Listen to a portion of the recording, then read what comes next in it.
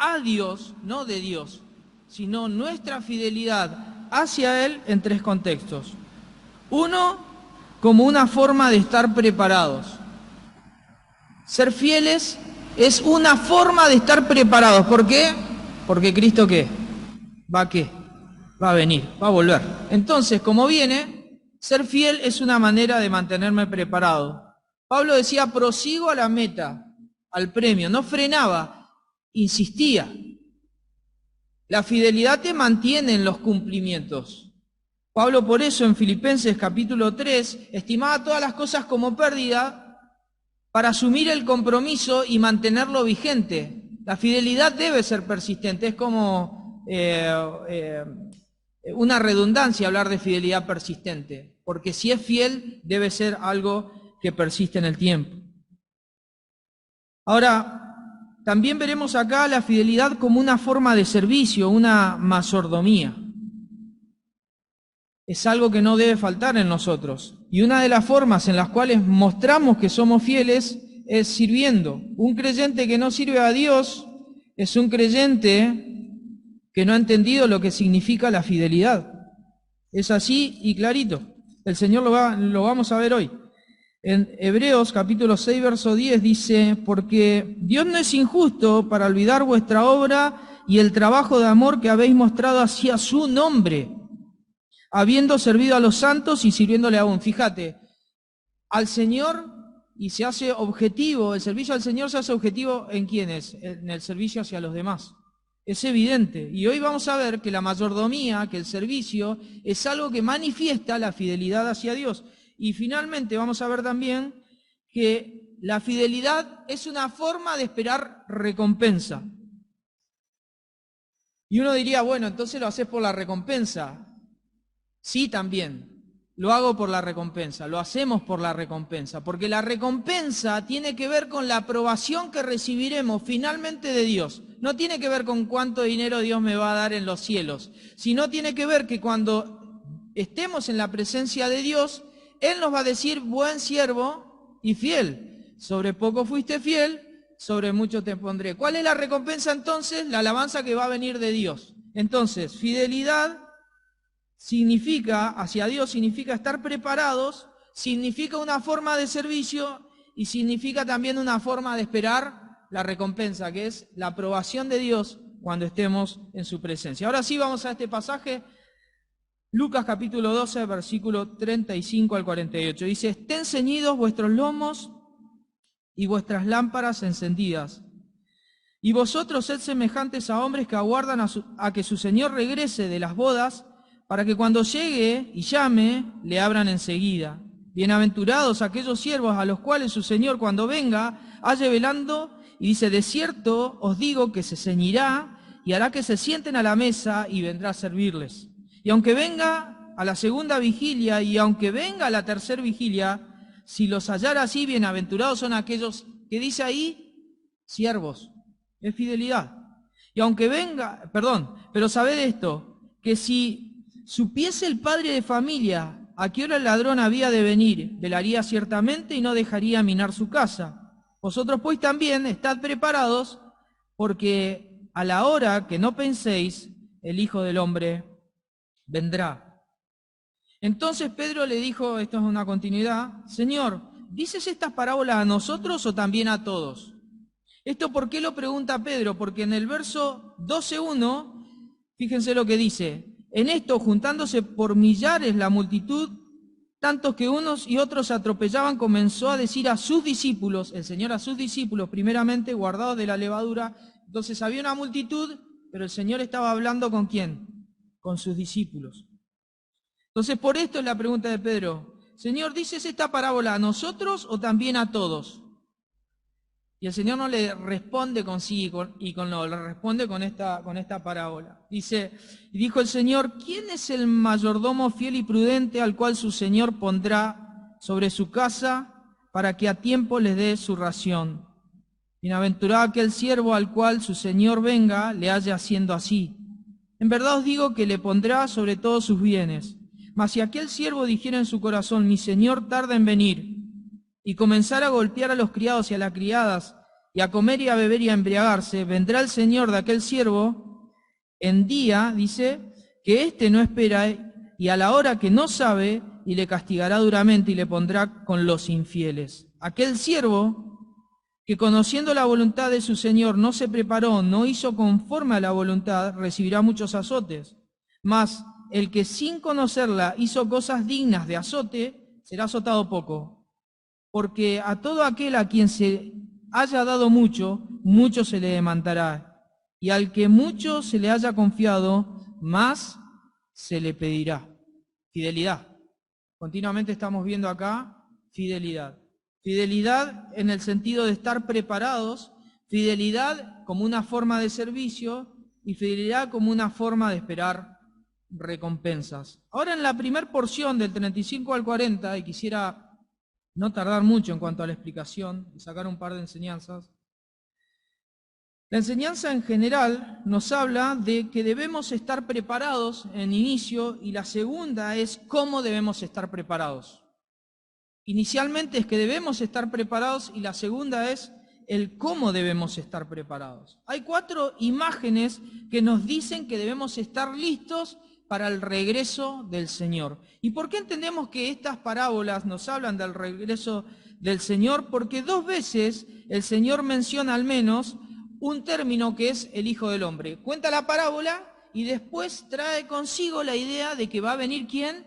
El Hijo del Hombre. ¿Y quién es el Hijo del Hombre? Era una referencia hacia el Mesías, hacia el Cristo. Eso lo dice en el verso 40 y también lo pueden volver a leer. Bueno, ahora lo perdí, pero mínimamente eso está en la expresión del verso 40. Ahora, ¿cuáles son las imágenes que nos expresa acá? Bueno, al menos hay 4. Una de ellas es estar ceñidos, ¿sí? Estar ceñidos vuestros lomos. Esto de estar ceñidos significa literalmente estar preparados. Un siervo en la antigüedad tenía una vestimenta específica, era identificado por su vestimenta, pero al ser un atuendo largo, el estar preparados implicaba que éste lo arremangue. Ustedes saben que cuando el pueblo de Israel salió hacia el Éxodo, ellos tuvieron que hacer todas las cosas rápidas. De hecho, la comida de la Pascua se hizo rápido y lo debían comer rápido así a lo Daniel Basbulo. Esto es para vos, amigo. Se tenía que comer rápido, ¿sí? Como comemos algunos. Yo también como rápido. Mi señora a veces me lo dice. Así que esta Pascua hizo que las personas se tuvieran que ceñir, es decir, posicionar sus ropas como para salir rápidamente.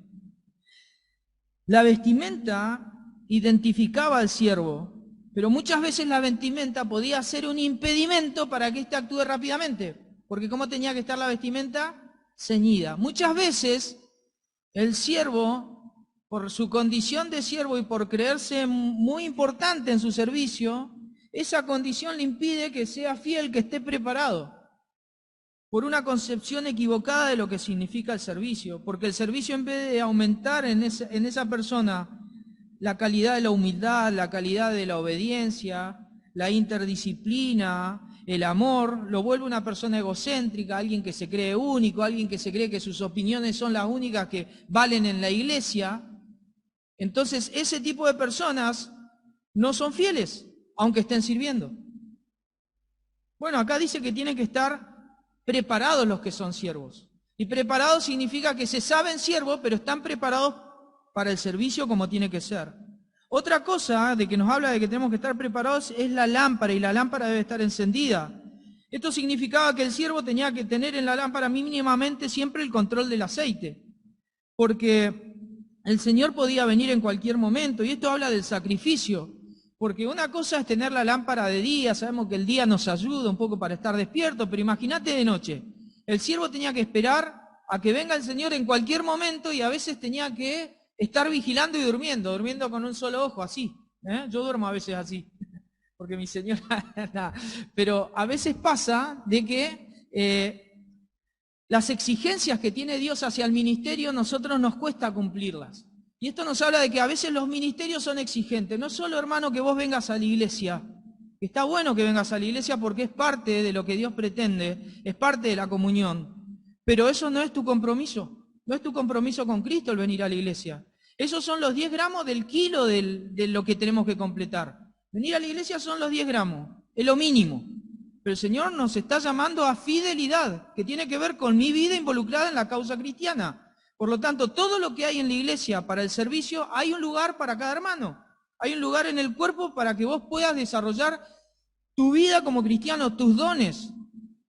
No importa tu formación, Dios tiene un lugar para vos en la iglesia para que puedas servir y para que de esa manera estés preparado. Otra forma es aguardar al Señor para abrirla apenas llegue. Imagínate este siervo que tenía que esperar a veces la segunda vigilia y a veces la tercera, esto más o menos en el horario de la antigüedad era entre las 10 de la noche o 9 de la noche, algunos dicen hasta las 3 de la mañana o 6 de la mañana. Tenía que estar todo el día despierto casi, esperando a que si escuchaba algo, salir corriendo a recibir a su señor, a su amo, porque eso era lo que se esperaba de un siervo en la antigüedad.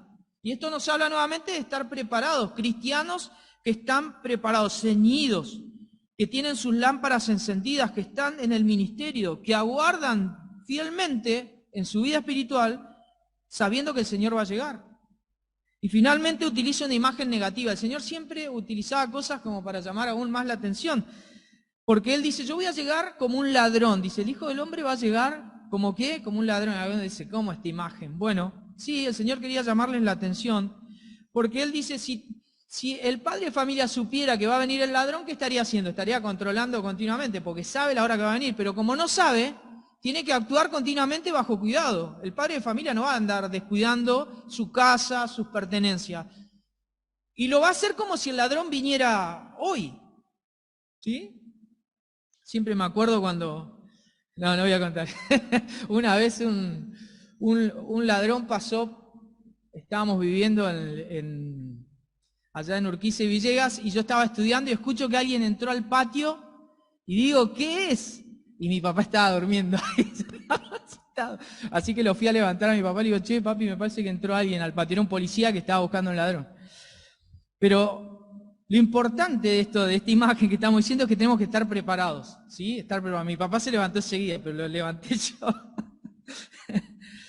Ahora, estas 4 imágenes nos hablan de que la fidelidad del creyente es a raíz de que tiene conciencia de que el Señor ¿qué? ¿Va a venir.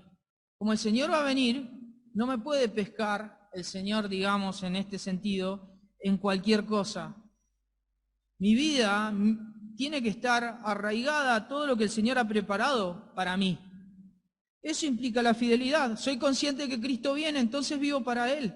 No por miedo, pero de alguna manera Dios quiere despertarnos a esta conciencia del temor, nos quiere despertar a la conciencia de una entrega completa y no simplemente de un decir he creído en Cristo y listo y me olvidé. Dios me perdonó, me ama y sigo con mi vida. Dios me perdonó y me ama y nunca le doy a Dios mi vida. Dios pretende más de nosotros. Y al tratarnos como siervos, Él se pone en una situación de Señor. Y esto es lo que vamos a ver ahora. ¿Cómo estar preparados? Entonces dijimos, ¿debemos estar preparados? Sí, debemos estar preparados. Al menos hay 4 formas en las cuales el Señor nos dijo, vístanse cómodamente, prepárense para su venida, tengan la lámpara encendida, aguarden, porque yo estoy por llegar en cualquier momento y finalmente vendré como un ladrón, así que tienen que estar atentos. Atentos. ¿Y esto a quién se los está diciendo? Al grupo de sus discípulos. Al grupo de sus discípulos. ¿Cómo estar preparados? Bueno, inicialmente todos debemos ser salvos. ¿Y esto qué significa? Bueno, significa de que Jesús no debe ser solamente nuestro Salvador, como muchos creen, sino que tiene que ser nuestro Salvador y Señor. Y cuando nosotros entendemos que Cristo es Salvador y Señor, entonces comenzamos a entender estos principios de fidelidad.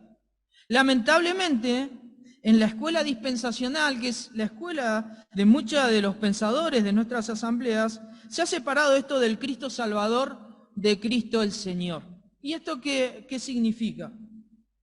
Bueno, que justamente muchos pensadores dispensacionales han dicho que, bueno, como en ciertos pasajes se aluden a que muchos cristianos pueden vivir o manifestar la carnalidad, por lo que, por ejemplo, se menciona allí en 1 Corintios, el capítulo 2 y el capítulo 3, donde Pablo le tiene que hablar a los hermanos no como a espirituales, sino como a ¿qué? Como a carnales. Entonces algunos han esgrimido una propuesta de que, bueno, en estas personas Cristo es su Salvador, pero no han entendido todavía que Cristo es su Señor.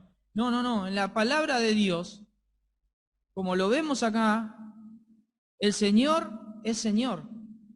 ¿Y nosotros qué somos para que Él sea el Señor? ¿Sus qué? Sus siervos. Es la imagen.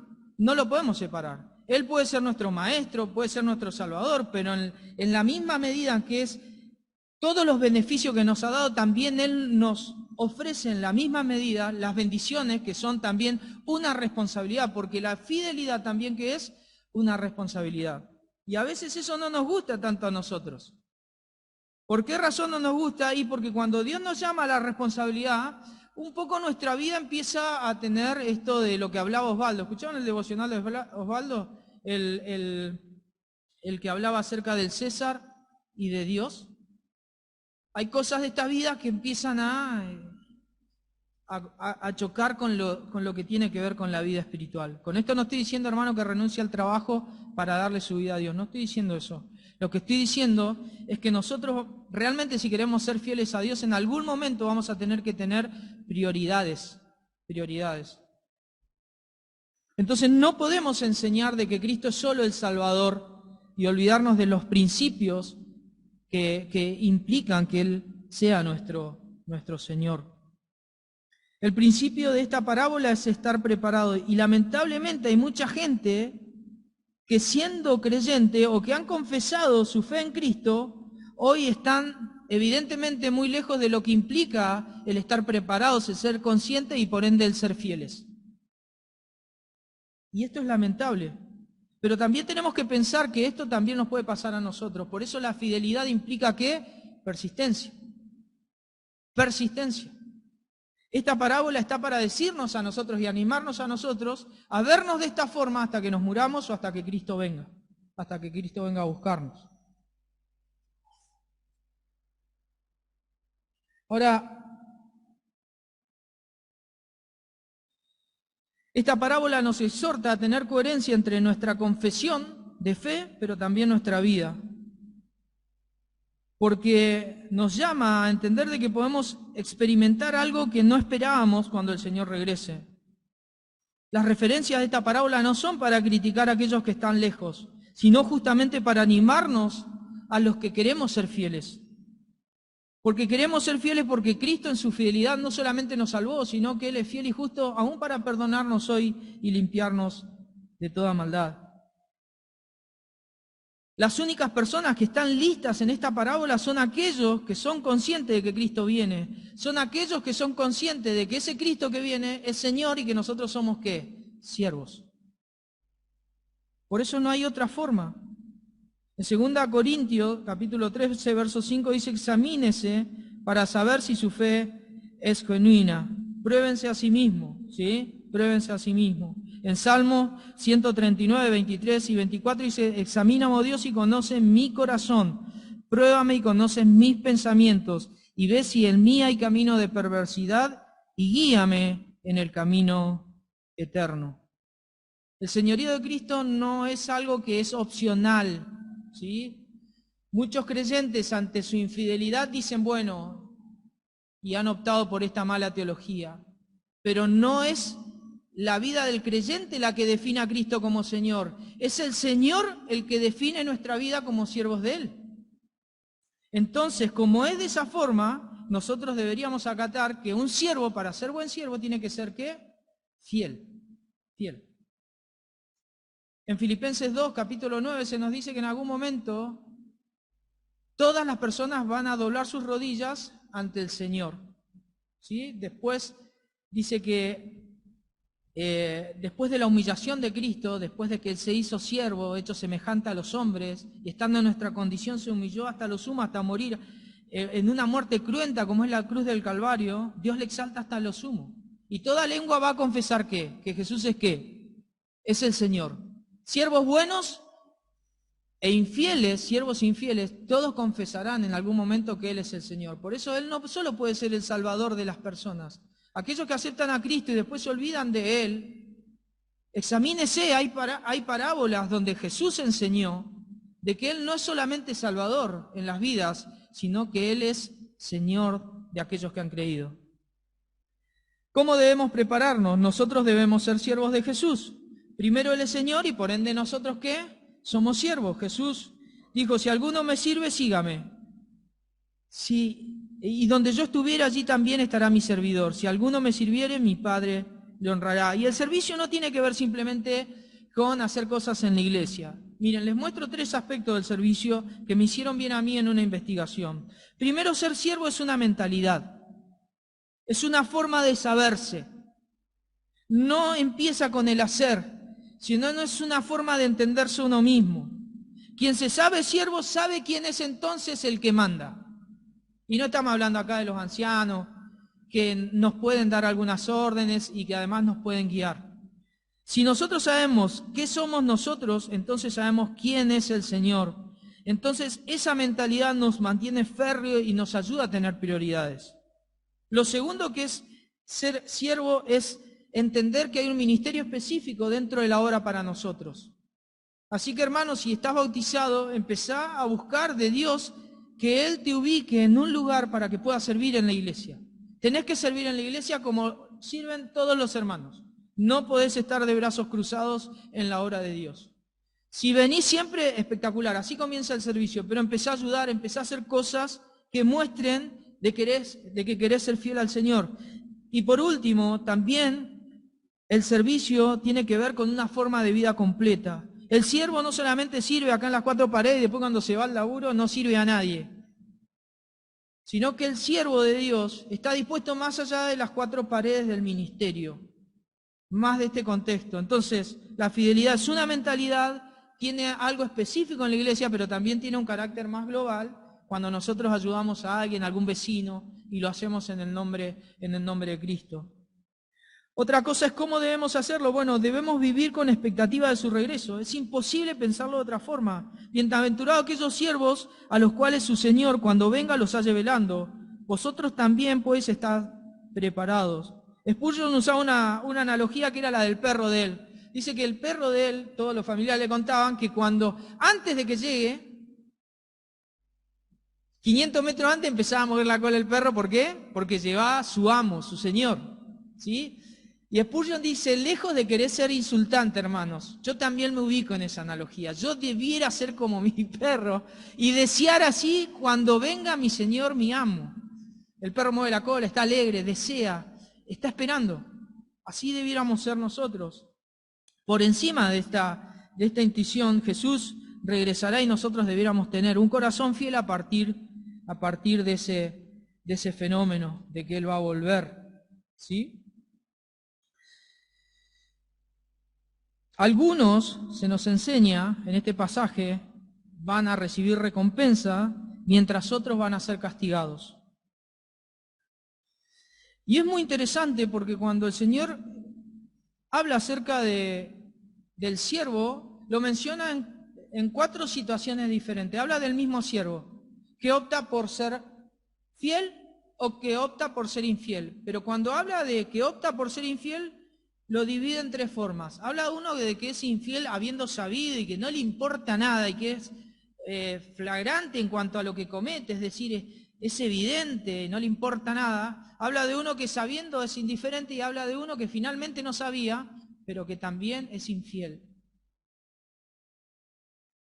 Todos de alguna manera recibirán recompensa entonces. Pero hay recompensas que son para bendición y otras son ¿para qué? Para condenación. La recompensa habla de justicia y Dios no es injusto. Por eso vimos que hay motivos para estar preparados, porque recibiremos recompensa. Cuando el Señor dijo, ¿quién es el mayordomo fiel y prudente al cual su Señor pondrá sobre su casa para que al tiempo les dé su ración? Bienaventurado aquel siervo al cual cuando su Señor venga le haya haciendo así. En verdad os digo que le pondrá sobre todos sus bienes. Y algo más había dicho el Señor en este pasaje. que el Señor mismo vendrá a servirle. Está buenísimo este pasaje, porque el Señor dice y se compromete en servir a los que le han servido a Él, en fidelidad. El premio que va a tener el creyente es que el Señor se va a ceñir por nosotros y Él mismo nos va a servir como si Él fuera nuestro siervo. Esa es la recompensa por nuestra simple fidelidad, porque encima es una fidelidad pequeña como la fe. Así que los fieles aquí parecen ser mayordomos en la antigüedad que tenían que estar preparados para cumplimentar las labores que le pedía el Señor. El Señor utiliza la parábola de que este amo se va durante una fiesta de boda, a veces duraban días, 7 días, era bastante, ¿no? Alan, ¿estás preparando los 7 días? Yo estoy preparándome. Bien, en la antigüedad pasaba esto, ahora está complicado acá en Argentina, ahí parece que no había devaluación. Pero lo que sabemos es que no importaba, el mayordomo estaba esperando y mientras esperaba cumplía las funciones. ¿Qué tenía que hacer un mayordomo? Tenía que ser de bendición hacia el resto de los siervos, era como la cara visible del amo. Y ocupaba un rol de liderazgo y tenía que tratar bien a los demás siervos, darles de comer, servirles, estar dispuesto para que cuando el Señor llegue, esté todo como cuando Él se había ido, ningún desorden, tenía que ser como su Señor, fiel.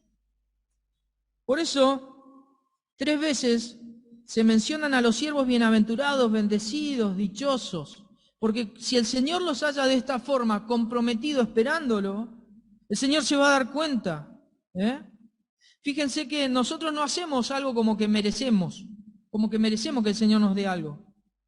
¿Vieron cuando leíamos en la parábola anterior que somos siervos inútiles? ¿Se acuerdan?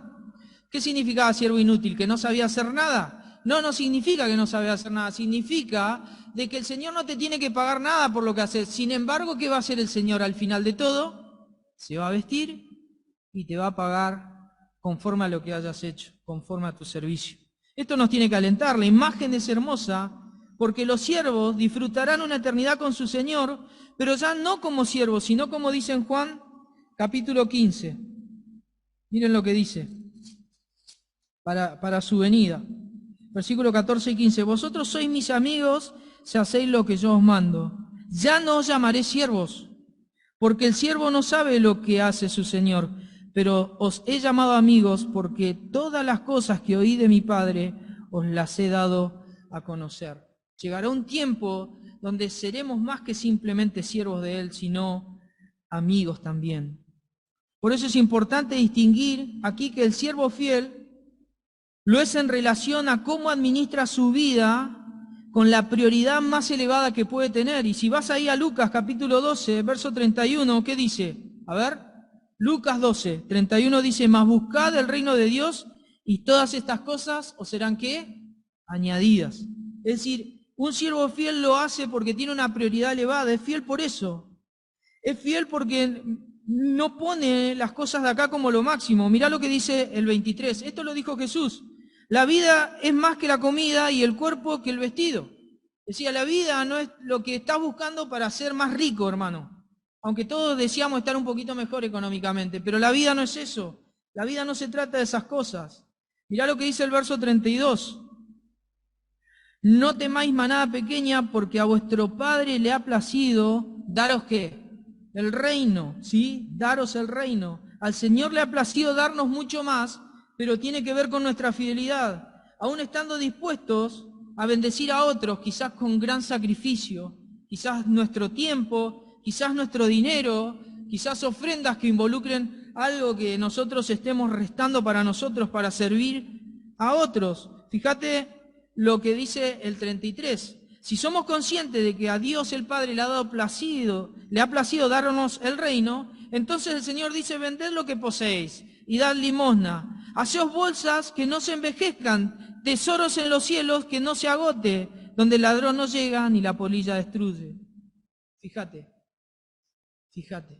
De eso se trata la fidelidad, prioridades, entender para qué estamos acá, finalmente quizás hacer algún sacrificio, pero teniendo en cuenta de que Dios a nosotros le ha placido darnos el reino.